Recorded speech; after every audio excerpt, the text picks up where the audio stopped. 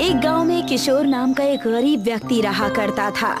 किशोर सुबह सुबह अपने काम पर जाने के लिए निकल रहा था कि तभी उसकी पत्नी चंपा उससे बोली, घर पर राशन पानी खत्म हो गया है। शाम को जब घर आना तो थोड़े दाल चावल और आटा ले आना। ईश्वर से प्रार्थना करना चंपा कि आज मुझे कोई अच्छी सवारी मिल जाए। मैं आपसे कितनी बार कह चुकी हूँ कि आप अपने हाथी को बेचकर कोई दूसरा व्यवसाय शुरू कर दीजिए। नहीं चंपा, ये हाथी मेरे पिता की निशानी है। अरे ऐसी निशानी से क्या फायदा जिससे हम दोनों की भूखे मरने की नौबत आ जाए। अपने मन में कभी भी निराशा को जन्म नहीं देना चाहिए। हर रात के बाद सुबह होती है। इतना बोलकर किशोर अपने घर से निकल गया। वो अपने हाथी पर बैठकर कुछ ही दूर चला था कि तभी गांव का मुखिया किशोर उससे बोला, किशोर, तुम्हारा ये हाथी आखिर किस काम का है? मैं कुछ समझा नहीं मुखिया जी। किशोर, तुम जिस गांव में रहते हो उस गांव में कोई टूरिस्ट नहीं आता। सारा दिन तुम इस हाथी पर बैठकर घूमते रहते हो और एक एक रुपया लेकर बच्चों को सैर कराते रहते हो। जितना कमाते हो उससे अधिक तो तुम्हारा ये हाथी खा जाता है। जो भी हो मुखिया जी, लेकिन मैं खुश हूँ। आज जमींदार पूछता हुआ मेरे पास आया था, बोल कर गया कि किशोर मिले तो उससे कह देना कि मेरी हवेली आ जाए। मुखिया के कहने पर किशोर जमींदार की हवेली पर पहुंच गया। मुखिया जी बता रहे थे कि आपने मुझे याद किया है। हाँ, याद किया है। दरअसल तुम्हारे पिता ने मुझसे कर्ज लिया था और वो कर्ज देने से पहले ही स्वर्ग सिधार गए। वो कर्ज अब तुम चुकाओगे। जमींदार साहब, मेरे पिताजी ने अपना खेत भी तो आपके पास गिरवी रखा है। तुम्हारे उस पिता के बंजर खेत का मैं क्या अचार डालूंगा? मुझे मेरे पैसे चाहिए। अगर 1 महीने के अंदर तुमने मेरे पैसे नहीं लौटाए तो मैं ये तुम्हारा हाथी तुमसे छीन लूंगा और तुम्हारी बंजर जमीन के कागज तुम्हारे मुंह पर मार दूंगा। अब तुम जा सकते हो।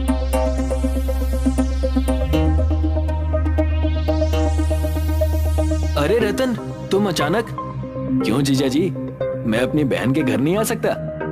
अरे नहीं रतन, ऐसी कोई बात नहीं है। अचानक तुम्हें देखा ना, इसीलिए ऐसा पूछा। क्या बात है जीजा जी, आपके चेहरे पर ये चिंता कैसी? अब तुम्हें क्या बताऊं, पिताजी ने जमींदार से कुछ पैसे कर्ज में लिए थे और बदले में अपना खेत उसके पास गिरवी रख दिया था।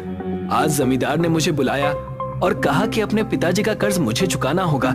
अगर मैंने 1 महीने के अंदर उसका कर्ज नहीं चुकाया तो वो मेरे हाथी को, यानी कि मेरे पिताजी की आखिरी निशानी को भी मुझसे छीन लेगा। जहां तक मैं जानता हूं जीजा जी, आप कभी भी हिम्मत नहीं हारते। तो आप आराम से सो जाइए, हम सुबह इस मामले को सुलझाने का प्रयास करेंगे। रतन की बात सुनकर किशोर मुस्कुराने लगा। अगले दिन जमींदार के पास मुखिया आकर बोला, जमींदार साहब, क्या किशोर आपके पास आया था? हाँ, आया था। जैसा तुमने कहा था मुखिया, मैंने वैसा ही किया। बहुत अच्छा किया जमींदार साहब। आप नहीं जानते कि उसके पास जो हाथी है उसकी कीमत बाजार में कितनी हो सकती है। देखो मुखिया, तुम्हारे कहने पर मैंने उसे 1 महीने का समय तो दे दिया है, लेकिन कहीं ऐसा ना हो कि वो 1 महीने के अंदर अपने पिता का सारा कर्ज मेरे मुंह पर मार दे और मेरे हाथ से उसके पिताजी की गिरवी उपजाऊ जमीन भी चली जाए, जिससे हर वर्ष मुझे लाखों का फायदा होता है। चिंता मत कीजिए जमींदार साहब, मुझे पूरा विश्वास है कि किशोर 1 महीने में वो रकम आपको नहीं दे सकता। आखिर वो कमाता ही कितना है, और मैंने तो सुना है कि कभी कभी उसके घर में चूल्हा तक नहीं जलता। मैं आपका और भी लाखों का फायदा करवाऊंगा। इतना बोलकर मुखिया वहाँ से चला गया। इधर रतन अपने जीजा किशोर से बोला, जीजा जी, मेरा जो ढाबा है, आप वहाँ काम क्यों नहीं करते? नहीं रतन, मैं अपना गांव छोड़कर नहीं जाऊंगा। जीजा जी, आप समझते क्यों नहीं? आपका गांव सुंदर पहाड़ियों पर बसा हुआ है, मगर फिर भी यहाँ पर सैलानी नहीं आते। आपका हाथी इस गांव में किसी काम का नहीं। तुम चिंता मत करो रतन, मैं कोई ना कोई उपाय ढूंढ लूंगा। रतन वहाँ से चला गया और किशोर रात के समय गहरी सोच में डूब गया। किशोर की पत्नी चंपा किशोर से बोली, अब आप क्या करेंगे जी? अगर 1 महीने के अंदर आपने जमींदार को पैसे नहीं दिए तो वो आपके पिता की आखिरी निशानी भी आपसे छीन लेगा, जिससे आप सबसे ज्यादा प्रेम करते हैं। मैं इसी बात को लेकर परेशान हूँ चंपा। मुझे समझ में नहीं आ रहा कि जमींदार मेरे पिताजी की गिरवी रखी हुई खेत को बंजर क्यों बोल रहा है। जरूर हमारे गांव के मुखिया ने उसके कान भरे होंगे। आपके खेत से उसे लाखों का फायदा होता है। क्या ऐसा नहीं हो सकता कि हम उसके पैसे चुका दें और आपका खेत आपको वापस मिल जाए? चंपा की बात सुनकर रतन गहरी सोच में डूबते हुए बोला, जो मैंने सोचा है, अगर उस सोच में मैं सफल हो गया तो ऐसा बिल्कुल हो सकता है। वो कैसे? कल बताऊंगा। अगली सुबह किशोर जंगल से बहुत सारी लकड़ियां काट कर ले आया और लकड़ियों को काट काट कर तांगे का आकार देने लगा। चंपा, आओ मेरी मदद करो। चंपा अपने पति किशोर की मदद करने लगी। 2 दिन के अंदर ही किशोर ने एक सुंदर बड़ा तांगे का बॉक्स बनाकर तैयार कर दिया। इसके ऊपर एक सुंदर पेंट करना रह गया है ताकि ये और अधिक सुंदर दिखने लगे। चंपा ने उस लकड़ी के बॉक्स को रंग बिरंगे रंगों से रंग दिया। किशोर ने उस लकड़ी के बॉक्स को हाथी के पीछे ठीक वैसे ही फिट कर दिया जैसे कि घोड़े के पीछे तांगा फिट होता है। ये तो बहुत सुंदर दिखने लगा है जी। इस तरह से तो आप अपने हाथी से घोड़ा गाड़ी का भी काम ले सकते हैं। हमारी आमदनी बढ़ जाएगी। आपका दिमाग तो कमाल का है जी। नहीं चंपा, मेरे मन में तो कुछ और ही चल रहा है। जब रतन ने अपने ढाबे पर काम करने के लिए मुझसे कहा तो मेरे दिमाग में तभी एक योजना आई थी कि क्यों ना मैं अपने हाथी पर इस तरह का बॉक्स बनाकर चलता फिरूं और एक चलता फिरता ढाबा खोल लूं। आजकल आधुनिक जमाना है और लोग हमेशा कुछ नया करने का प्रयास करते हैं। आप बिल्कुल सही कह रहे हैं जी। किशोर अपने हाथी को लेकर सीधे रतन के गांव पहुंच गया। रतन बुरी तरह से चौंकता हुआ किशोर को देखकर बोला, अरे वाह जीजा जी, आपने तो कमाल कर दिया। ये तो बहुत ही सुंदर दिख रहा है। आपने तो घोड़ा गाड़ी की बजाय हाथी गाड़ी बना दी। तुम मेरी मदद करना चाहते थे ना रतन? मैं चाहता हूँ कि तुम मुझे अपने ढाबे से कुछ अच्छा बना कर के दो। मैं तुम्हारा बनाया हुआ भोजन अपनी इस हाथी गाड़ी पर बेचूंगा। शाम तक जो भी मुनाफा होगा आधी आधी बांट लेंगे। अरे जीजा जी, आपका ये हाथी ढाबा तो दौड़ेगा। और हाँ, मैं सिर्फ भोजन ही नहीं बनाऊंगा बल्कि अब आपके हाथी गाड़ी पर बैठकर लोगों को अपने हाथों से भोजन खिलाऊंगा भी।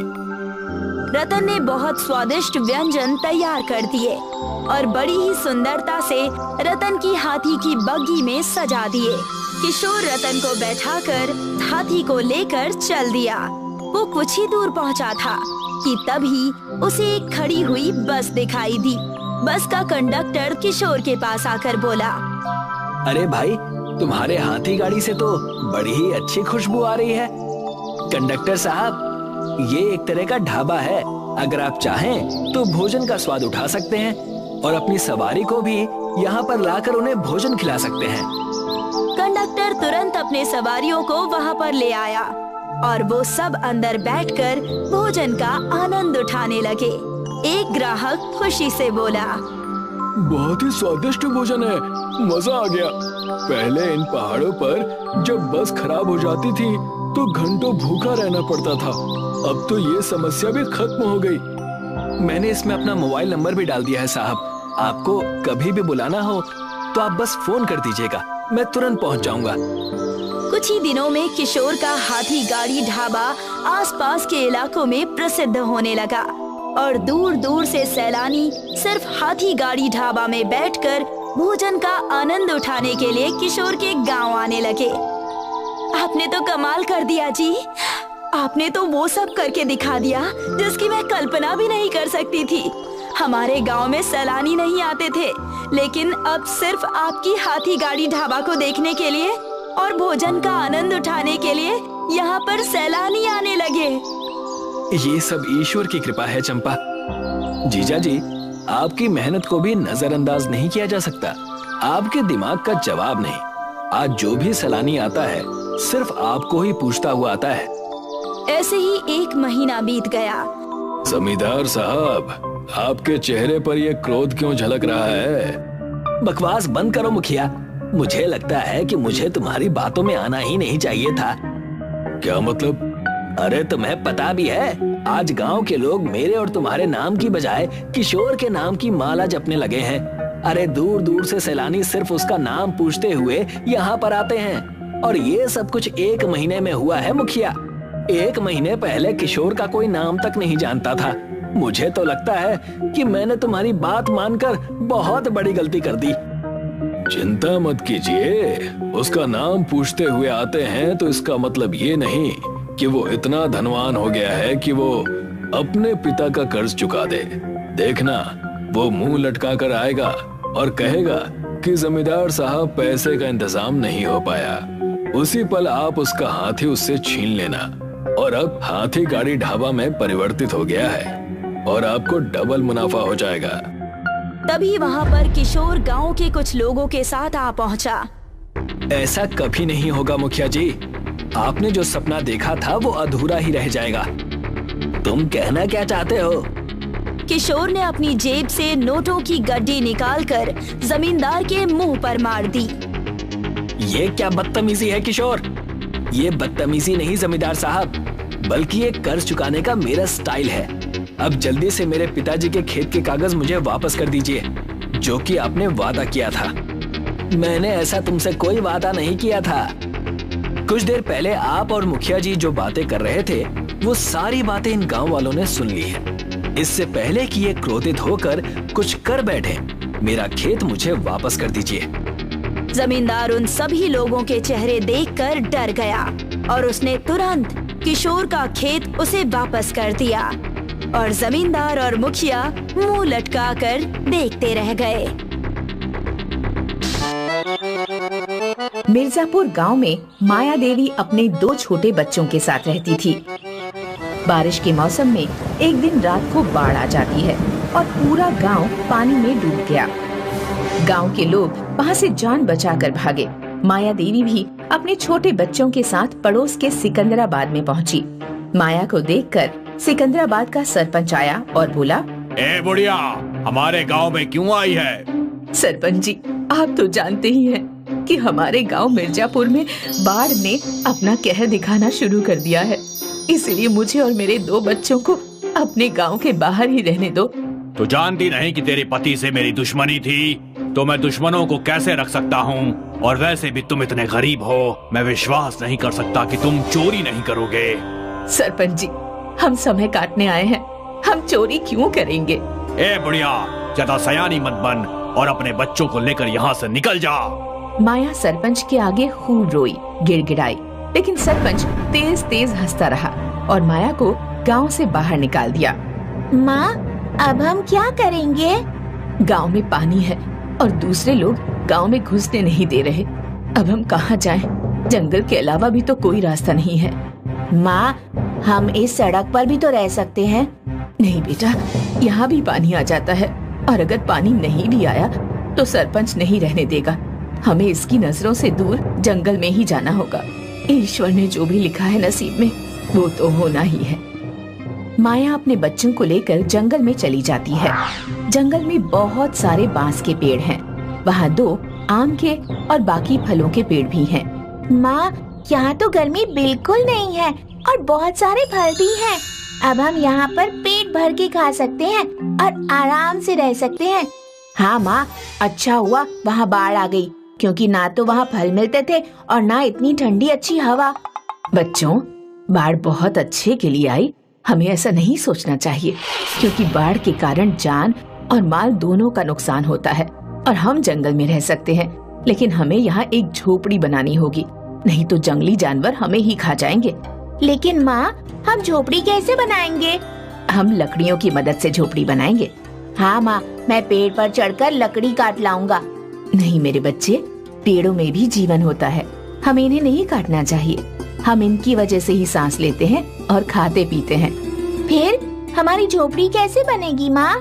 वो सामने देखो, वहाँ पर कुछ सूखी लकड़ियाँ पड़ी हैं, हम उनसे अपनी झोपड़ी बनाएंगे। माया अपने बच्चों के साथ लकड़ी इकट्ठा करना शुरू कर देती है और कुछ घंटों की मेहनत के बाद वो पर्याप्त लकड़ी इकट्ठी कर लेते हैं। देव नदी की तरफ झोपड़ी के लिए फूस लेने चला जाता है। देव, अकेले वहाँ मत जाओ, पहले लकड़ी से झोपड़ी बना लेते हैं, बाद में फूस ले आएंगे। देव उसकी कोई बात नहीं सुनता और फूस उठाने चला गया।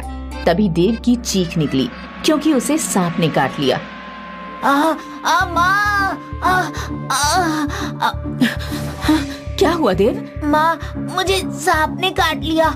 यह बात सुनकर माया और मोनी दोनों रोते हुए देव की तरफ दौड़े। देव भी बेहोश हो चुका था। देव, देव, देव, बेटा, बेटा, हे भगवान, मैंने क्या बिगाड़ा है तुम्हारा?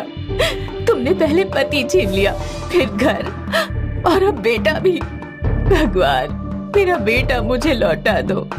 तभी उन्हें एक आवाज आती है। माया, मैं जादुई बांस का घर हूँ। मैंने तुम्हारी बातें सुनी थी कि तुम अपने बच्चों को पेड़ों के बारे में समझा रही थी। ये देखकर मुझे बहुत अच्छा लगा। मैं तुम्हारे बेटे को अब वापस जिंदा कर रहा हूँ और तुम्हें रहने के लिए एक जादुई घर दे रहा हूँ, जिसमें तुम्हारा परिवार बिना किसी डर के रह पाएगा और तुम अन्य लोगों का भी भला कर पाओगी। मैं कोई सपना देख रही हूँ? अभी तुम्हारा बेटा ठीक हो जाएगा और एक आलीशान घर भी आ जाएगा, जिसमें खाने का पूरा ध्यान रखा जाएगा। बस तुम अपनी आंखें बंद कर लो। माया और मोनी अपनी आंखें बंद करते हैं और जादुई बांस का घर बनकर तैयार हो गया, जो दिखने में बहुत ही सुंदर है। तभी देव भी जिंदा हो गया और उसने अपनी माँ को आवाज लगाई। माँ, माँ। देव, तू ठीक है? हाँ माँ, मैं तो सोया था और आपने तब तक इतना अच्छा घर बना दिया। घर? तीनों पीछे देखते हैं तो वो भी हैरान रह जाते हैं, क्योंकि वहाँ बांस का जादुई घर है। वो तीनों जल्दी से घर के अंदर जाते हैं। अंदर से वो घर नहीं, महल है। देव और मोनी को वो घर बहुत पसंद आता है। वो वहीं रहने लगे और खूब फल खाते। इसी तरह तीनों रहने लगे। माया और उसके बच्चों के कुछ दिन आराम से बीत गए। फिर उन्होंने एक दिन देखा कि सरपंच भी बाढ़ से बचकर जंगल में भाग आया है। माया, मुझे माफ कर दे और मेरे परिवार को अपने घर में रख ले। माया, मुझे माफ कर दे। माया, आपने हमें अपने गांव में नहीं आने दिया, हम अपने गांव में क्यों आने दे? बेटा, मुझे माफ कर दो। कोई बात नहीं सरपंच जी, आ जाइए घर में। सरपंच ने जैसे ही अपने परिवार के साथ घर में कदम रखने की कोशिश की, जादुई घर ने उसको बाहर फेंक दिया और बहुत तेजी से जंगल में भी बाढ़ आ गई, जिसमें सरपंच और उसका परिवार भी बह गया। लेकिन जादुई बांस के घर को कुछ नहीं हुआ, वो सही सलामत रहा। कुछ दिन में बाढ़ का कहर शांत हो गया और माया अपने बच्चों के साथ जंगल में ही रहने लगी। एक गांव में रामू और मंगल नाम के दो नाई रहते थे। दोनों की दुकानें आमने सामने थी।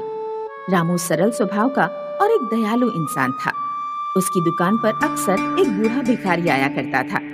रामू फ्री में उस भिखारी के बाल काट देता, अपना खाना उसे खिला देता और ठंड के दिनों में उसे गर्म कपड़े भी देता। दूसरी तरफ मंगल एक चालाक और कंजूस इंसान था। वह अपनी दुकान पर आने वाले ग्राहकों से इधर उधर वाले लोगों की बुराइयां और चापलूसी से भरी बातें करता। भाई साहब, तुमने रमेश के लड़के के बारे में कुछ सुना? अरे हाई स्कूल में 3 बार फेल हो गया है। रमेश के सारे बच्चे बिगड़े हुए हैं। काश उसे आपके जैसे बच्चे मिले होते। रामू की पत्नी पेट से थी। एक रात रामू की पत्नी के पेट में बहुत तेज दर्द उठा। रामू अपनी पत्नी को लेकर कुछ दिनों के लिए शहर में हॉस्पिटल चला गया। उस समय जब भिखारी गांव में आया तो उसने देखा कि रामू की दुकान बंद है। भिखारी मंगल की दुकान पर गया और बोला, बेटा, रामू की दुकान बंद है। क्या तुम मुझे खाने के लिए कुछ दे दोगे और मेरे बाल काट दोगे बेटा? अरे बड़ो, क्या तुम मुझे रामू की तरह फालतू समझते हो? मेरी दुकान पर हमेशा ग्राहकों की भीड़ लगी रहती है और मैं बहुत व्यस्त रहता हूँ। तुम्हारे बाल काटने का समय मेरे पास नहीं है और वैसे भी अगर मैं तुम्हारे गंदे बाल काटूंगा तो मेरे हाथ और औजार गंदे हो जाएंगे। रही बात खाने की, तो मैं खाना होटल पर जाकर खाता हूँ। अब निकल लो यहाँ से, मेरा टाइम बर्बाद मत करो। कुछ दिनों बाद रामू जब अपनी पत्नी को शहर से लेकर लौट रहा था तो उसने देखा कि बूढ़ा भिखारी सड़क पर गिरा हुआ है। रामू ने अपनी पत्नी को घर भेज दिया। बूढ़े भिखारी को कंधे पर डालकर गांव के डॉक्टर के पास लेकर पहुंचा। मैं इन्हें होश में नहीं ला पाऊंगा। शारीरिक कमजोरी और लगातार कई दिन भूखे रहने के कारण इनके शरीर में खून और ग्लूकोज की कमी हो गई है। तुम्हें इन्हें हॉस्पिटल ले जाना पड़ेगा। रामू अभी अभी हॉस्पिटल से अपनी पत्नी की डिलीवरी कराकर आ रहा था। उसके काफी पैसे खर्च हो चुके थे। रामू के पास भिखारी को हॉस्पिटल में एडमिट करने के पैसे नहीं थे। अगर बाबा को हॉस्पिटल में एडमिट कराना है तो एक ही तरीका है, मुझे घर या दुकान में से कोई एक चीज गिरवी रखनी पड़ेगी। घर गिरवी रख दूंगा तो पत्नी और बच्चों के लिए परेशानी होगी। दुकान ही गिरवी रख देता हूँ। कुछ दिन ज्यादा मेहनत करके दुकान को छुड़ा लूंगा। रामू ने अपनी दुकान गिरवी रख दी और बूढ़े को अस्पताल ले जाकर उसकी जान बचा ली। लेकिन जब रामू गांव लौट कर आया तो उसने देखा कि मंगल ने रामू के बराबर में ही अपने बेटे के लिए एक और नाई की दुकान खुलवा दी है। गांव में 3 दुकानें हो जाने के कारण रामू का धंधा बिल्कुल ही मंदा पड़ गया। एक दिन रामू मंगल के पास गया और उसने विनती की। मंगल भाई, क्या तुम अपने बेटे की दुकान कहीं और शिफ्ट करवा दोगे? मैंने एक भिखारी की जान बचाने के लिए अपनी दुकान गिरवी रख दी थी। अगले 2 महीने में मैं अगर रकम नहीं चुका पाया तो मेरी दुकान हमेशा के लिए मेरे हाथों से निकल जाएगी। क्या मैंने तुमसे कहा था कि भिखारी को हॉस्पिटल में एडमिट करवाओ और उसका खर्चा उठाओ? मेरा बेटा कहीं दुकान शिफ्ट नहीं करेगा। तुम्हारी दुकान तुम्हारे पास रहे या ना रहे, मुझे इससे कोई मतलब नहीं। 2 महीने बीत गए और रामू दुकान छुड़ाने के लिए पैसे इकट्ठे नहीं कर पाया। बनिया उसके घर पर आकर धमकी दे गया कि अगले सप्ताह तक अगर पैसे नहीं मिले तो रामू अपनी दुकान भूल जाए। रामू बहुत चिंतित था। उसे अपना भविष्य अंधकार में नजर आ रहा था। एक रात रामू को एक सपना आया। सपने में उसे वही बूढ़ा भिखारी नजर आया जिसकी उसने जान बचाई थी। रामू, तुम जैसे नेक दिल लोग दुनिया में बहुत कम हैं। बहुत साल पहले किसी ने मुझे वरदान दिया था कि मरने के बाद मेरा शरीर सोने में बदल जाएगा।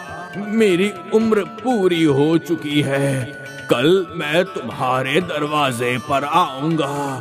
तुम मेरे सर पर एक लाठी मारना, मेरा शरीर मरकर सोने का बन जाएगा। उसके बाद तुम अपने घर की आर्थिक स्थिति आसानी से सुधार पाओगे। अगले दिन जब रामू सोकर उठा तो रात में आए सपने के बारे में सोचने लगा। रामू को नहीं लगा था कि उसका सपना सच होने वाला है, लेकिन तभी उसे सामने से बूढ़ा भिखारी आता हुआ दिखाई दिया। नहीं, मैं किसी के सिर पर डंडा मारकर उसकी जान नहीं ले सकता। तुम किसी की जान नहीं ले रहे हो। मैं वैसे भी मरने वाला हूँ। जाते जाते मैं बस तुम्हारी थोड़ी मदद करना चाहता हूँ। रामू ने कपकपाते हाथों से भिखारी के सिर पर डंडा मारा। भिखारी का शरीर जमीन पर गिर गया और सोने का बन गया। मंगल उस समय दुकान पर जा रहा था। उसने यह सब देख लिया। मंगल की लोभी बुद्धि ने सोचा, लगता है सुबह के इस समय कोई विशेष मुहूर्त होता है। अगर इस समय कोई घर के दरवाजे पर आए, भिखारी के सिर पर डंडा मारकर उसे मार दे तो उसका शरीर सोने का बन जाता होगा। मैं एक नहीं 3 भिखारियों को बुलाकर उन्हें मार दूंगा और उनका शरीर सोने का बना दूंगा। फिर मैं रामू से 3 गुना ज्यादा अमीर बन जाऊंगा। उस दिन शाम को मंगल मंदिर पर गया और उसने 3 भिखारियों को अगले दिन सुबह सुबह अपने घर पर आने का निमंत्रण दिया। मैं हर पूर्णिमा को गरीब लोगों को खाना खिलाता हूँ। कल सुबह 7 बजे अगर आप तीनों मेरे घर पधारेंगे तो मुझे आपकी सेवा करने में बहुत खुशी होगी। बेचारे भिखारी अगले दिन खाना खाने के लिए मंगल के घर पहुँचे। हमें आपकी आंखों पर पट्टी बांधनी होगी। दरअसल ये एक रिवाज है। मंगल, उसकी पत्नी और उसके बेटे ने तीनों भिखारियों की आंखों पर पट्टी बांध दी और फिर जोर जोर से उनके सिर पर डंडा मारने लगे। भिखारियों की चीख पुकार सुनकर गांव के लोग मंगल के घर पहुंचे। तीनों भिखारी मर गए, लेकिन किसी का शरीर सोने का नहीं बना। गांव के प्रधान तक ये बात पहुंची कि मंगल ने 3 भिखारियों की हत्या कर दी है। मंगल पर मुकदमा चला और उसे फांसी की सजा हो गई।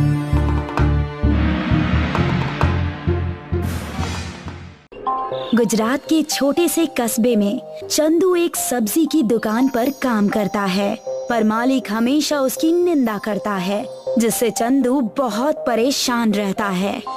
दिन भर पड़ा रहता है, नालायक कहीं का। कुछ काम धाम तो करता है नहीं, बस मुफ्त की रोटियां तोड़ता है। नहीं मालिक, ऐसी बात नहीं है, मैं तो मन लगाकर मेहनत करता हूँ। अच्छा, जरा मुझे भी तो बता कि क्या मेहनत करता है तू? मालिक, मैं सुबह उठकर सबसे पहले मंडी जाकर ट्रक वाले से सब्जियां लेकर आता हूँ, फिर गोदाम में उन सब्जियों को साफ करता हूँ और अलग अलग करके ठेले पर लगाता हूँ। इसके बाद मैं ठेला लेकर पूरे इलाके में सब्जियां बेचने के लिए घूमता हूँ। घूमने से क्या होता है, सब्जी भी तो बिकनी चाहिए ना। वही काम तो करता हूँ मालिक, अगर सब्जियां नहीं बिकती तो ठेला खाली कैसे हो जाता है। काम 2 पैसे का करता नहीं और जुबान चलाने को बोलो तो कैंची से भी तेज जुबान चलती है तुम्हारी। मैंने तो आपको वही बताया जो आपने पूछा।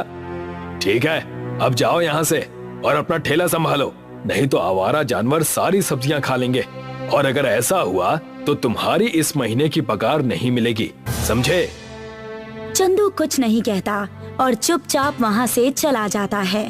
चंदू अपना ठेला लेता है और बिना नाश्ता किए ही सब्जियां बेचने के लिए निकल पड़ता है। सब्जियां ले लो, ताजी ताजी सब्जियां ले लो। ममता और सुनीता दोनों एक एक थैला लेकर चंदू से सब्जियां खरीदने के लिए घर से नीचे उतरती हैं। नमस्ते दीदी, कैसी हैं आप? मैं ठीक हूँ चंदू, तुम कैसे हो? अब क्या बताऊं दीदी, मालिक हर बात पर डांटने लगते हैं। मैं तो ईमानदारी से अपना काम करता हूँ, दिन भर की सारी कमाई मालिक को दे देता हूँ, पर मालिक इस बात को समझते नहीं है। तभी पीछे से उसका मालिक आ जाता है और वो चंदू की बातें सुन लेता है। अच्छा, तो तू अब लोगों से मेरी बुराई भी करने लगा है। एक तो मैंने तुझ जैसे अनपढ़ गंवार को अपने यहाँ काम पर रखा और तू लोगों से मेरी ही चुगलियाँ करता फिर रहा है। नहीं मालिक, मैं आपकी चुगली नहीं कर रहा था। अच्छा, तो तू अब सामने भी झूठ बोलने लगा है। मैंने अपने कानों से सुना है कि तू क्या बोल रहा था मेरे बारे में। जब सामने ये हाल है तो पीठ पीछे ना जाने तू क्या क्या करता होगा। आज से तू मेरे घर मत आना और मेरा ये ठेला गोदाम में जमा कर देना। पर मालिक, मैंने पूरे महीने काम किया है, मेरा पगार तो दे दीजिए। पगार के बदले ये ठेला तू ही रख ले, मुझे नहीं चाहिए तेरा ये मनहूस ठेला, और तुझे कोई पगार भी नहीं मिलेगी। मालिक वहाँ से चला जाता है और चंदू काम से निकलने की वजह से रोने लगता है। रो क्यों रहे हो चंदू? तुम्हें मालिक ने काम पर से निकाल दिया तो क्या हुआ? तुम अपना खुद का काम शुरू कर दो। वैसे भी किसी और के भरोसे कितने दिन तक जीते? ममता की बातों से चंदू का आत्मविश्वास बढ़ता है। वो ठेले की सारी सब्जी बेचता है और उससे जमा हुए पैसों से अगले दिन फिर से सब्जी खरीदने की सोचता है। काम तो मैं कर लूंगा, पर रहूंगा कहाँ? जब चंदू को कुछ भी नहीं सूझता और रात बहुत हो जाती है तो वो रात को अपने ठेले पर ही सो जाता है और वो गहरी नींद में सो जाता है। कौन आ गया इतनी रात को? क्यों परेशान कर रहे हो भाई? तभी बादल गरजने लगते हैं और तेज मूसलाधार बारिश शुरू हो जाती है। चंदू को छुपने के लिए कोई जगह नहीं मिलती, इसलिए वो ठेले के नीचे चला जाता है।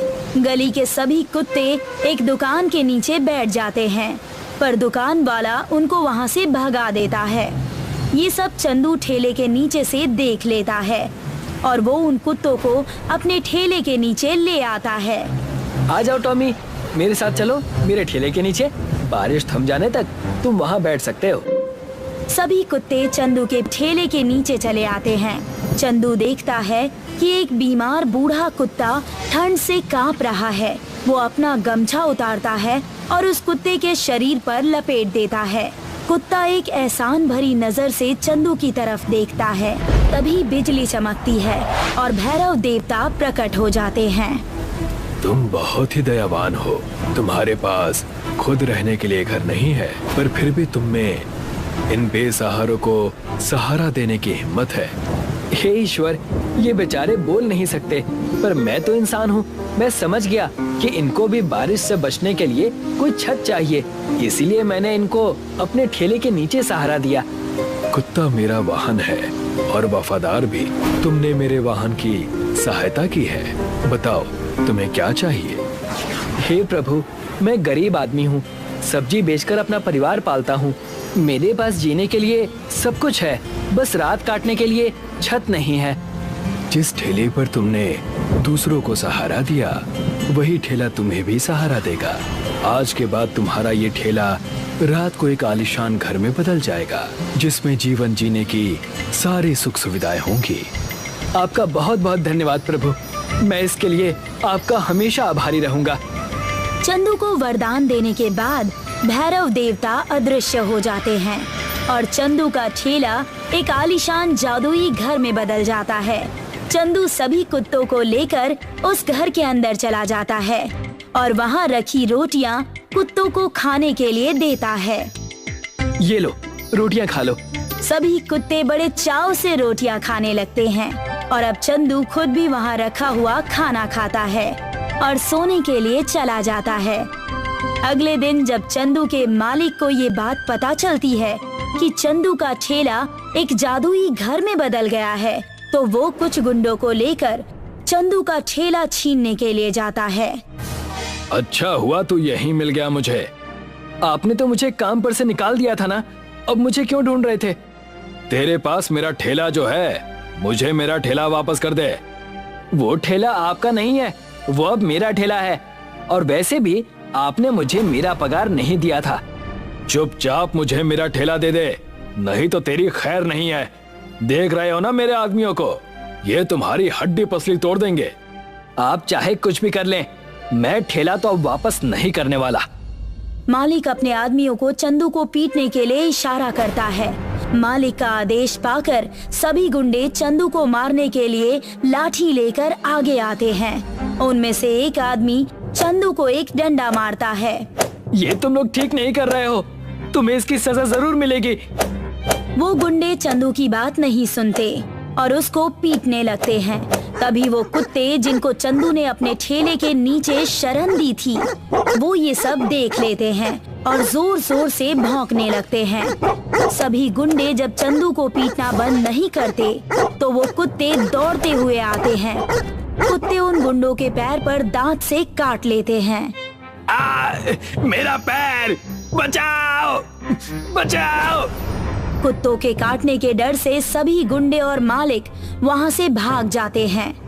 मैं सोचता था कि मेरा इस शहर में कोई नहीं है, पर मेरे असली दोस्त तो तुम लोग हो। आज के बाद तुम लोग हमेशा मेरे साथ रहोगे। अगली सुबह होने पर घर गायब होकर फिर से ठेला बन जाता है और चंदू अब अपने उस जादुई ठेले पर सब्जियां बेचने के लिए गांव-गांव घूमता है। पालमपुर गांव में एक गंभीर बीमारी फैल जाती है, जिससे गांव वाले बहुत परेशान हो जाते हैं। इस गांव में एक अमीर परिवार है जिसका मुखिया बलराज है, जो कि गरीब लोगों से बहुत चिढ़ता है और उन्हें अपने घर के आसपास भी भटकने नहीं देता। बलराज को एक गरीब उसके घर की ओर आते हुए दिखाई देता है। ए लड़के, कहाँ जा रहे हो? साहब, बहुत भूख लगी है, मैं खाने की तलाश में हूँ। खबरदार, जो मेरे घर की तरफ एक कदम भी बढ़ाया तो मैं तुम्हारी टांगे तोड़कर रख दूंगा। ऐसा मत कहिए साहब, 2 दिन से भूखा हूँ। अगर आप मुझे खाना खिला देंगे तो भगवान आपका भला करेगा। अच्छा, तो अब तेरे जैसे गरीब भिखारी को खिलाने से मेरा भला होगा? निकल जाए यहाँ से, नहीं तो अपने कुत्ते से तेरी टांगे कटवा दूंगा। बलराज का कुत्ता उस गरीब लड़के की ओर दौड़ता है। ये देखकर वो गरीब लड़का यहाँ से अपनी जान बचाते हुए भागने लगता है।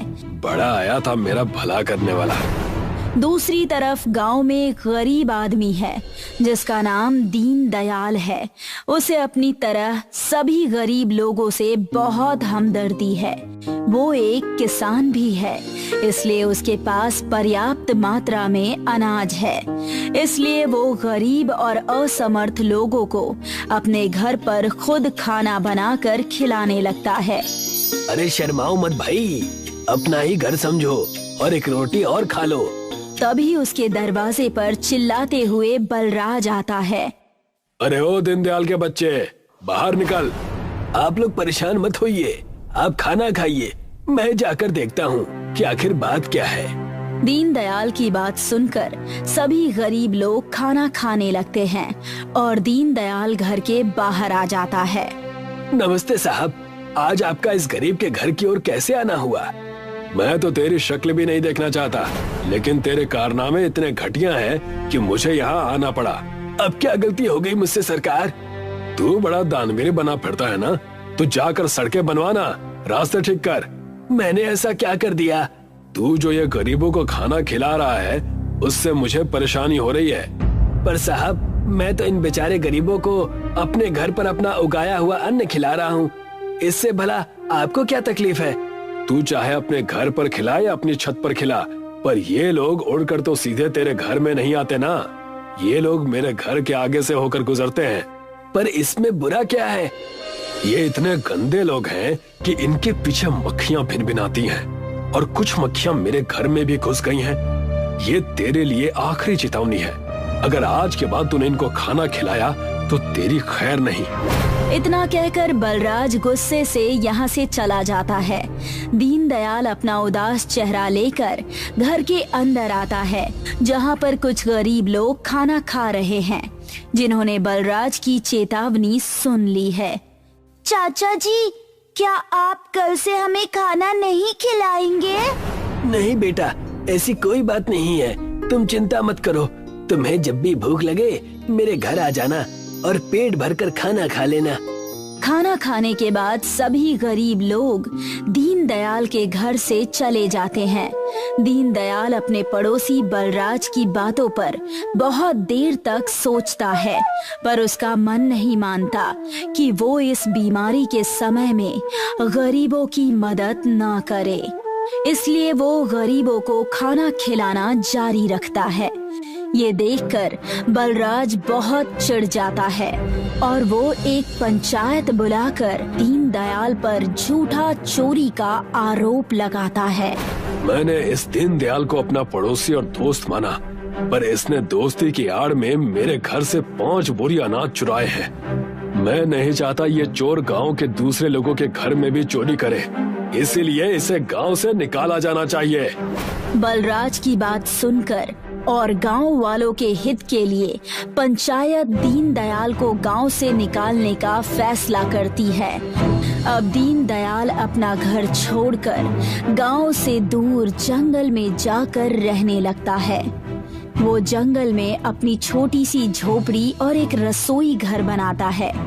दीनदयाल अपने बचे हुए अनाज से गरीब लोगों को फिर से खाना खिलाना शुरू करता है, पर अब दीनदयाल के पास धीरे धीरे अनाज की कमी होने लगती है। वो एक दिन में कई 100 लोगों का खाना बनाता है।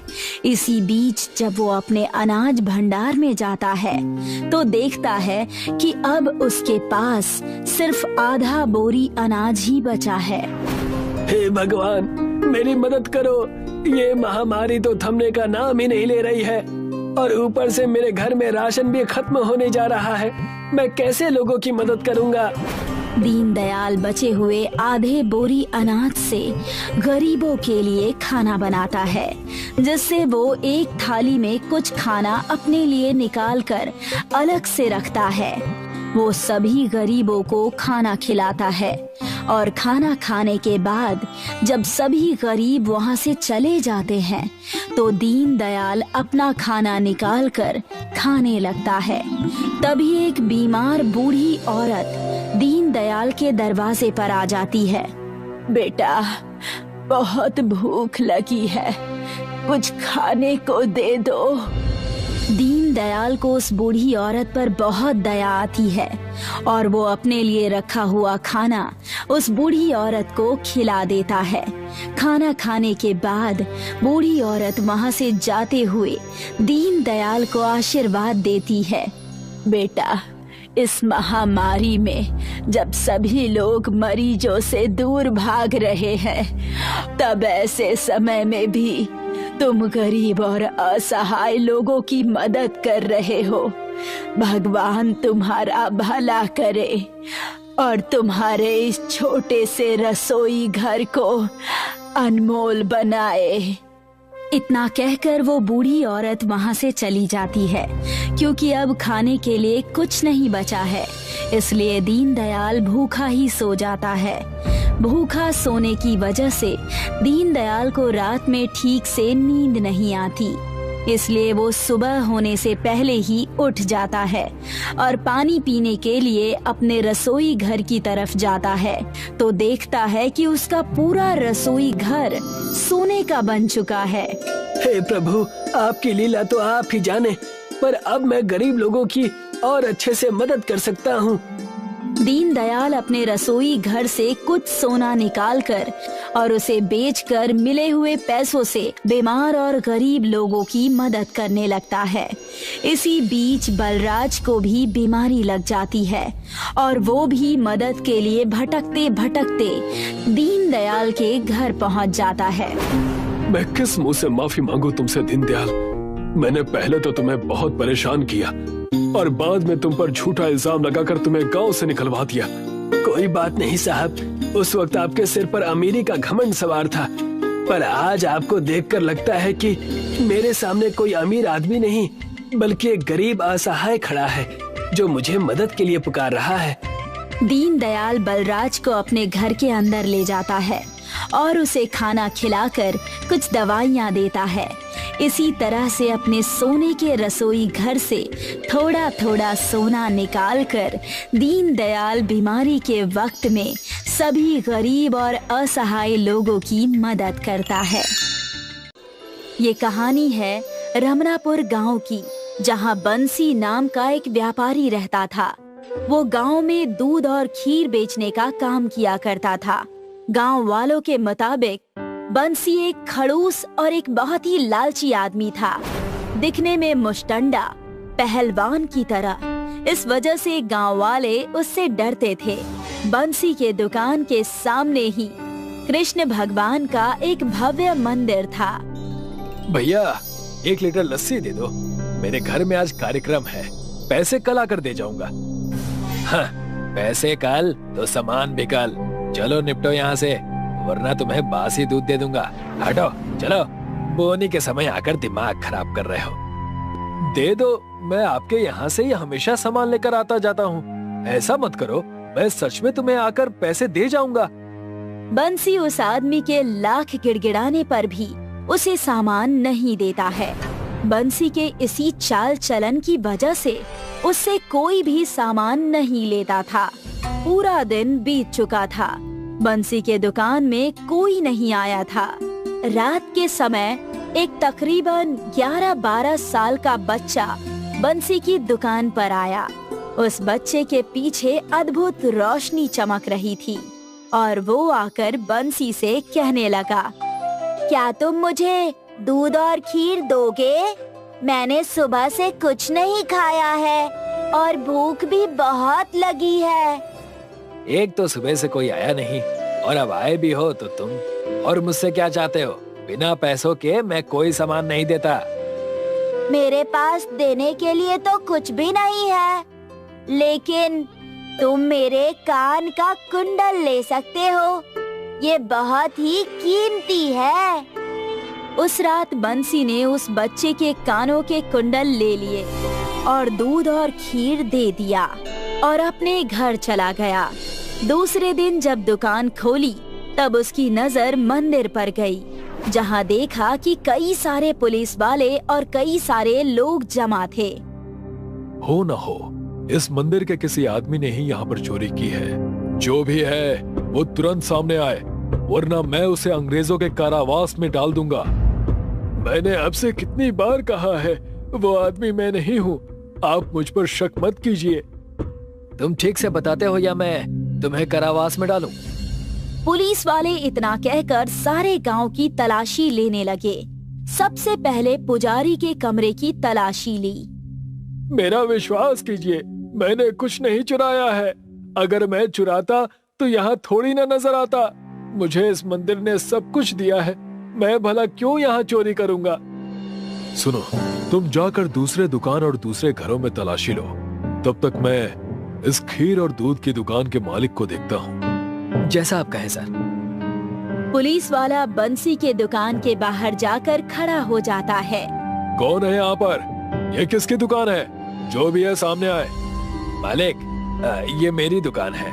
मैं यहाँ दूध और खीर बेचता हूँ। मुझे उन सब से कोई लेना देना नहीं है। मुझे इस दुकान की तलाशी लेनी है। पुलिस वाला बंसी की दुकान की तलाशी लेता है। जब उसे वहाँ मंदिर की मूर्ति के कानों के कुंडल मिलते हैं तो उसे देखकर पुलिस वाला बंसी को गिरफ्तार कर लेता है और उसे हवालात में बंद कर दिया। मैंने चोरी नहीं की। रात को एक बच्चा आकर मुझे एक कुंडल देकर गया। मेरी कोई गलती नहीं है, मुझे माफ कर दो। गांव वालों ने गुस्से में आकर बंसी की दुकान को जलाने की सोची। उस चोर ने हमारे भगवान के कानों के कुंडल चुराए हैं, हम इसे छोड़ेंगे नहीं। लेकिन उसे सजा पुलिस वालों ने दे दी है, उससे बदला लेकर हमें कुछ नहीं मिलेगा। पुजारी की बात को नजरअंदाज करके सबने बंसी की दुकान में आग लगा दी। मानो धुएं से दुकान शांत हो ही नहीं रही थी। हमेशा अकड़ू और पहलवानी का घमंड दिखाता है ना, अब मजा आएगा। हमें दूसरों की गलती को माफ करना सीखना चाहिए। आप सब ये गलत कर रहे हैं। गांव वालों ने बंसी की दुकान पर आग तो लगा दी थी, लेकिन उस आग का धुआं शांत हो ही नहीं रहा था। पूरे 1 महीने बीत चुके थे। उस आग का धुआं वैसे का वैसा ही था, मानो कोई धुएं का घर हो। बंसी जब जेल से छूटकर अपने दुकान के पास आया तो वो दुकान जलता हुआ देखकर दंग रह गया।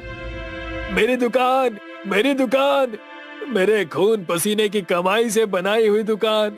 हे भगवान, पूरे दुकान में धुआं धुआं कर दिया है। ये तो होना ही था, तुमने काम जो वैसा किया है। कोई पानी लाओ, कोई मेरे दुकान को बचाओ। इन गांव वालों ने मेरे दुकान को जलाकर राख कर दिया है। अरे कोई पानी लाओ। बंसी को रोता हुआ देखकर वहाँ पर मंदिर का पुजारी आया। मत रो बंसी, कुछ नहीं हुआ है। मेरी पूरी दुकान जलकर राख हो गई है और आप कह रहे हैं कि कुछ नहीं हुआ। ये बात तो मेरी भी समझ में नहीं आ रही। एक बार तुम दुकान के अंदर जाकर देखो, तब तुम्हें समझ में आएगा। गांव वालों के लाख जलाने के बाद भी तुम्हारी दुकान बिल्कुल वैसी की वैसी ही है, बस उसमें से धुआं निकल रहा है और कुछ नहीं। देखो, मैं तुम्हें अंदर जाकर दिखाता हूँ। पुजारी बंसी के जलते हुए दुकान के अंदर चला गया। तब भी उसे वहाँ पर कुछ नहीं हुआ, सिर्फ दुकान से धुआं आ रहा था और कुछ भी नहीं। लेकिन ये सब कैसे हो रहा है? मुझे तो कुछ समझ में नहीं आ रहा है कि ये कैसी माया है। बंसी भी अपने दुकान के अंदर गया और वहाँ जाकर देखा कि कोई सामान नहीं चला है। बंसी को वापस आता हुआ देख ये गांव छोड़कर चले जाओ। मैं नहीं चाहता कि कोई चोर हमारे गांव में रहे। मंदिर से सामान चुराते वक्त तुझे शर्म नहीं आई? अब क्या करने आए हो मेरी दुकान पर? तुम सबसे तो बात करना ही बेकार है। मैंने कोई चोरी नहीं की है। मैं तुम सबसे कितनी बार कह चुका हूँ। हमें कुछ नहीं सुनना, तुम्हें गांव से बाहर जाना ही होगा, चाहे जो हो जाए। इसीलिए हमने पुलिस को भी बुलाया है। पुलिस वालों ने जैसे ही ये बात सुनी, उसे गांव से बाहर निकालने लगे। अब दोबारा इस गांव में अगर नजर आए तो तुम्हारी टांगे तोड़ दूंगा। मैंने सुना है कि अपने दुकान का दूध और घी खाकर बड़ा पहलवान बन गया है तू। अब कहीं और जाकर दूध और खीर खाना। पुलिस वाले जबरदस्ती बंसी को गांव के बाहर ले जाने लगे। उतने में ही वहाँ पर जोरों की हवाएं चलने लगी और उस बच्चे ने कृष्ण भगवान का रूप लिया और वहाँ प्रकट हुआ। रुक जाओ, आप सब बंसी को कहाँ ले जा रहे हो? इस बंसी ने आपके मंदिर से आपके आभूषण चुराए हैं। आप सब जो कह रहे हैं वो बिल्कुल गलत है। हर रात की तरह पुजारी जी मेरे लिए खीर और दूध का भोग लगाते हैं। उस रात उन्होंने मेरा भोग नहीं लगाया, इसी वजह से मैं भूख के कारण बंसी की दुकान पर चला गया और मैंने उससे दूध और खीर ले ली और बदले में अपना कुंडल दे दिया। उस रात जल्दबाजी के कारण मैं वो भूल चुका था, ये बात सच है। वो आप थे? मैं ये सोच ही नहीं सकता, इतना बड़ा पाप मैंने कैसे कर दिया। मैंने आपसे पैसे कैसे ले लिए? क्षमा करना प्रभु, मुझे क्षमा करना। इसमें क्षमा मांगने जैसी कोई बात नहीं है। तुमने ये सब अपना दुकान चलाने के लिए किया। हमें क्षमा कर दीजिए प्रभु, हमने इतना बड़ा पाप कर दिया। बंसी के बारे में ना जानते हुए भी हमने उसकी दुकान जला दी। तुम बंसी से ही क्षमा मांगो। मैं आपका कैसे धन्यवाद करूं प्रभु, आपने मेरा जीवन सफल कर दिया, आपने मेरा जीवन धन्य कर दिया। तथास्तु, हमेशा खुश रहो और दूसरों की मदद करते रहो। कृष्ण भगवान वहाँ से अदृश्य हो गए। एक बार रामपुर नाम का गांव था। वहाँ पर किशन अपनी बेटी नीता के साथ रहता था। किशन के दोनों पैर खराब हो चुके हैं। उसके पास अपना कोई घर नहीं था। एक पेड़ के सहारे से तिरपाल लगाकर उसी के नीचे इस्त्री करते हुए जीवन जी रहे थे। एक दिन बहुत तेज बारिश हो जाती है और उनका तिरपाल उड़ जाता है और फिर पिताजी, सारे कपड़े गीले हो गए और हमारे ऊपर से जो छत थी वो भी उड़ गई। अब हम क्या करेंगे? बेटी, तुम रो मत, सब ठीक हो जाएगा, धीरज रखो। जिसके नसीब में जितना दुख होता है वो उसे झेलना पड़ता है, और अगर उसके नसीब में खुशियां हैं तो वो भी उसे मिलकर ही रहती हैं। अब चुप हो जाओ और ये कपड़े दे आओ और पैसे भी मांग लेना, वरना आज भी भूखा सोना पड़ेगा। नीता गीले कपड़े लेके जाती है और लोगों के कपड़े उन्हें देती है और पैसे मांगती है, पर कोई उसे पैसे नहीं देता है। सब उसे भगा देते हैं। नीता रोते हुए आगे बढ़ती है और सोचती है, किसी ने पैसे नहीं दिए, अब बस माही मैडम के कपड़े रह गए हैं, शायद वो कपड़े लेने के बाद मुझे पैसे दे दे। नीता के पड़ोस में ही एक माही नाम की औरत होती है। वो रोज उनसे कपड़े इस्त्री करवाती और टाइम पे पैसे भी नहीं देती। नीता कपड़े लेके वहाँ पहुँचती है। कपड़े नीता के ऊपर फेंकते हुए कहती है, ले जाओ ये कपड़े और दोबारा धो के सुखाकर और प्रेस करके लाना। मैडम, अगर कुछ पैसे मिल जाते तो? एक तो सारे कपड़े गीले कर दिए और पैसे भी चाहिए। अरे जाओ यहाँ से, कुछ नहीं मिलने वाला।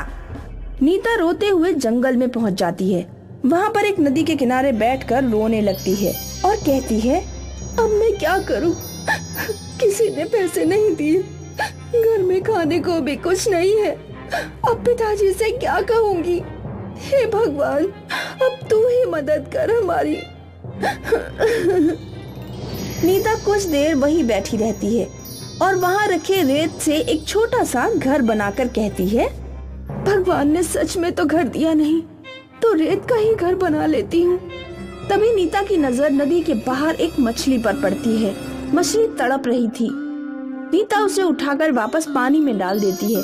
तभी एक रोशनी चमकती है और सामने एक परी खड़ी होती है। बेटी, तुमने मेरी मदद कर मुझे श्राप से मुक्त करा दिया। मैं एक परी थी, श्राप के कारण मैं मछली बन गई थी। मैं तुम्हें कुछ देना चाहती हूँ। अगर तुम्हें कुछ चाहिए तो तुम मांग सकती हो। बताओ, तुम्हें क्या चाहिए? मेरे पास घर नहीं है, मुझे एक घर चाहिए। परी ने नीता को वहाँ रेत का घर बनाते हुए देख लिया था। परी उस रेत के घर को विशाल जादुई रेत के घर में बदल देती है और वो घर बहुत मजबूत कर देती है और नीता से कहती है, नीता, ये जादुई घर है, इससे तुम जो मांगोगी सब तुम्हें मिल जाएगा और ये हवा में उड़ भी सकता है। इसमें रखा सामान भी जादुई हो जाएगा, पर याद रखना, हमेशा दूसरों के लिए मांगना। ऐसा कहकर परी गायब हो जाती है। नीता उस विशाल जादुई रेत के घर को आदेश देती है, मुझे उड़ाकर हमारे पुराने घर पर ले चलो। गांव के सभी लोग उड़ते हुए घर को देखकर हैरान हो जाते हैं। पिताजी आश्चर्य से उस घर को देखते ही रह जाते हैं और तभी उसमें से नीता बाहर निकलती है।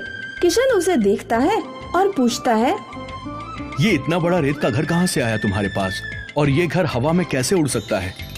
नीता उस विशाल रेत के जादुई घर और उस परी के बारे में अपने पिताजी को सब बताती है। सारी बातें सुनकर किशन बहुत खुश हो जाता है। उसके बाद दोनों बिना किसी लालच के मेहनत से अपना इस्त्री का काम शुरू कर देते हैं। अब वो दोनों कपड़े लेने किसी के घर नहीं जाते थे, बल्कि घर को ही उड़ाकर अपने साथ ले जाते थे। धीरे धीरे दोनों का काम बढ़ जाता है। सभी लोग उनसे ही कपड़े प्रेस करवाते हैं। और एक दिन, पिताजी मैं बहुत खुश हूँ, अब सिर्फ अपने ही नहीं दूसरे गांव के लोग भी हमसे इस्त्री करवाने आते हैं। बेटा खुश तो मैं भी बहुत हूँ। हमें इस तरह बिना घमंड के काम करना है और दूसरों की मदद भी करनी है। किशन और नीता दोनों अपना इस्त्री का काम कर रहे थे। तभी कोई गांव वाला दरवाजे पर आता है और उनसे मदद मांगता है। बात क्या है? हम आपकी कैसे मदद कर सकते हैं? किशन भाई, मेरी पत्नी पेट से है, उसका अंतिम महीना चल रहा है। उसे लेके पुल पार करके डॉक्टर के यहाँ जाना है, पर गांव वालों ने पुल का रास्ता बंद कर रखा है। अब मैं उसे कैसे लेके जाऊं डॉक्टर के यहाँ?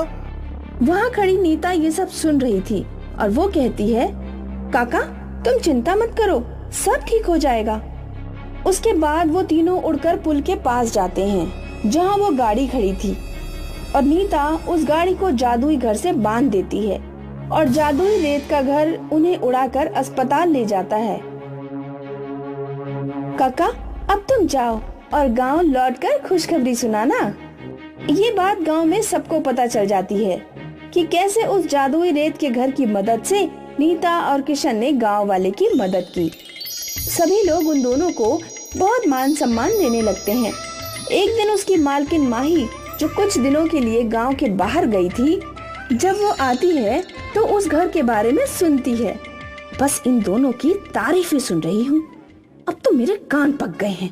इन दोनों को मजा चखाती हूँ मैं। उसके बाद माही चोरी से उस रेत के विशाल जादुई घर में जाती है और वहाँ रखे कपड़ों को प्रेस से जलाने की कोशिश करती है, परंतु सब कुछ उल्टा ही हो जाता है। प्रेस उसी को जलाने के पीछे पड़ जाता है। अरे अरे ये क्या हो रहा है? बचाओ बचाओ, अरे कोई तो बचाओ। इतने में नीता और किशन दोनों आ जाते हैं और प्रेस को रुकने का आदेश देते हैं। मुझे माफ कर दो, मैंने हमेशा तुम्हारे साथ गलत किया और आज भी ईर्ष्या से तुम्हारे सारे कपड़े जलाने आई थी, पर तुम इतनी अच्छी हो कि तुमने मेरी जान बचा ली। मालकिन, आपको अपनी गलती का एहसास हो गया, ये बहुत है। हमें हमेशा दूसरों की मदद करनी चाहिए, ना कि उन्हें सताना चाहिए। वैसे भी मेरे पिताजी कहते हैं, हमारे नसीब की खुशियाँ हमें मिलकर ही रहती हैं, उसे कोई चुरा नहीं सकता। दोनों बाप बेटी एक दूसरे के गले लगते हैं और इसी तरह बिना किसी लालच के दूसरों की मदद करते हुए उस रेत के विशाल जादुई घर में रहते हैं। एक गांव में बबीता देवी अपने 2 बेटों के साथ रहती थी। बड़ा बेटा ललित शहर में जॉब करता था और छोटा बेटा मुन्ना अपनी माँ और पत्नी के साथ खेतों का काम संभालता था। ललित की पत्नी घर पर ही रहती थी। ललित बाइक से ड्यूटी पर जाता था। शाम को ललित घर आया और उसने बाइक खड़ी की, लेकिन वह बहुत थका हुआ था। बाहर से बहुत थका हुआ आया हूँ, पानी पिला दो। ला रही हूँ, इतना शोर क्यों करते हो? बाइक चलाकर इतनी दूर जाता हूँ। किसने कहा है कि तुम बाइक से चलो? जमीन बेचकर गाड़ी खरीद लो। हाँ, आइडिया तो सही है, लेकिन मुन्ना और माँ नहीं मानेंगे। मुन्ना तो बहुत सीधा है, बिल्कुल पागल है, वो मान जाएगा। लेकिन माँ नहीं मानेगी। माँ नहीं मानेगी तो इसका मतलब ये तो नहीं कि हम सारी जायदाद एक अनपढ़ गंवार के हाथ में जाने देंगे। हाँ, मैं इतना पढ़ा लिखा हूँ, इसलिए मैं ही उस जमीन के साथ कोई न्याय कर सकता हूँ। तो इंतजार किसका है? साम दाम दंड भेद ऐसे समय के लिए ही है। ललित और उसकी पत्नी योजना बनाने में लग गए। मुन्ना खेतों में काम कर रहा था। उसकी माँ और पत्नी भी वही मदद कर रही थी। तभी उसने देखा कि सड़क के किनारे एक बाइक आकर रुकी, जिस पर ललित और उसकी पत्नी आए थे। भैया और भाभी आज खेत पर क्या कर रहे हैं? मैंने तो पहली बार ही आते हुए देखा है। हाँ, एक जरूरी काम था। हाँ भैया बोलो ना। दरअसल मुझे तुझसे परमिशन लेनी थी। भैया मुझ अनपढ़ से? मैं चाहता हूँ कि तू अब इस खेत में काम ना करे, बल्कि तू अब कोई दुकान खोल ले। लेकिन इस खेत में काम कौन करेगा? ये बेचकर तेरी दुकान खुलवा देता हूँ। बिल्कुल नहीं, मेरे जिंदा रहते ये घर नहीं बिकेगा। माँ आप कौन होती है रोकने वाली? भाई माँ इस जमीन की मालकिन है। जब तुझे पता चलेगा ना कि इस जमीन का मालिक कौन है, तो तेरे पैरों के नीचे से जमीन खिसक जाएगी। ये जमीन माँ की है। सुन बे अनपढ़ गंवार, ये जमीन मेरी है। तू नदी वाला खेत ले जाकर। तू अपने छोटे भाई के साथ ये नहीं कर सकता है। मैंने कुछ नहीं किया है। मुझे तो ये कागज पापा के संदूक से मिला। नहीं नहीं, वो दोनों बेटों में इतना भेदभाव कर ही नहीं सकते। माँ ये पूछने के लिए आपको भी मरकर पापा के पास जाना होगा। अब चुपचाप यहाँ से निकलो और नदी वाले खेत में पहुँच जाओ। मुन्ना घर आया और अपना थोड़ा सा सामान लेकर माँ और पत्नी के साथ नदी वाले खेत में चला गया। मुन्ना परिवार के साथ जाकर खेत में उदास बैठ गया। अब क्या करेंगे माँ? कहाँ रहेंगे हम? कोई बात नहीं, ऐसे निराश नहीं बैठते हैं। यहाँ आसपास कुछ लकड़ियाँ पड़ी हैं, हम इनसे एक घर बना सकते हैं। लेकिन इस खेत में तो नदी का पानी बाहर आ जाता है। आगे की ज्यादा मत सोच बेटा। जब ईश्वर यही चाहता है तो हमें ईश्वर के दिखाए रास्ते पर ही चलना चाहिए। ठीक है माँ, मैं अब घर बनाने में जुट जाता हूँ। मुन्ना अपनी पत्नी के साथ मिलकर घर बनाने लगा। उसकी माँ ने वहाँ मिट्टी का चूल्हा बनाकर खाना बनाया। फिर तीनों ने खुशी खुशी खाना खाया और बाकी बचा हुआ घर बनाकर सो गए और खेत में फसल बो दी और तीनों उसमें खूब मेहनत करने लगे। फसल बड़ी हो चुकी थी। माँ अब सही कहती थी। देखो हमारी मेहनत रंग ला रही है। ये लहलहाती फसल कितनी सुकून दे रही है। ये सब तेरे और बहू की मेहनत और सब्र का फल है। दूसरी तरफ ललित सारी जमीन बेचकर कार खरीद चुका था और दोनों बहुत खुश थे। बहुत समझदार है तू तो। कोई षड्यंत्र रचना है तो तू मुझसे सीख। मैं तो अच्छे की अकल ठिकाने लगा दूं। वो तो फिर भी पागल आदमी था। दोनों ऐसे ही बात करते हुए खुश होने लगे। एक रात को बहुत तेज बारिश आ गई, जिससे नदी का पानी बाहर आने लगा।